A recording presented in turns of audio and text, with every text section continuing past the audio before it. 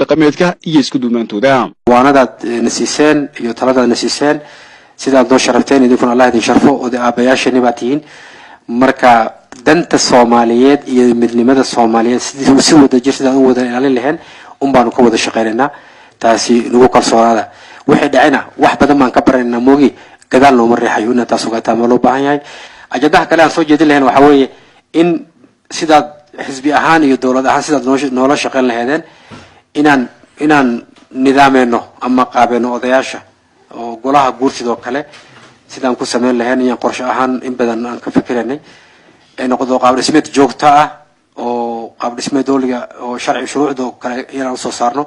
ama baarlamaanka aanu marino ama cabinet inta marino in si wada jir aanu darasno sidaasna marka si midaysan sidaad nolol shaqeyn lahaydeen golaha guurtiisa dhankiisana madaxweynaha dawladda deegaanka Soomaalida madaxweyne Mustafa Maxamed Cumar ayaa cadeeyay in jidka midnimo ee la jideeyay loo baahan yahay in la sii adkeeyo ra'iisul maanta dalka haysta iyo tiimka la shaqeynaya waa dad dulmiga ka hadlayna soo daashaday laftigooda oo aan diyaar u ahayn inay dad kala dulmiyaan dhabaana ilaa hadda ficilada ay muujiyeen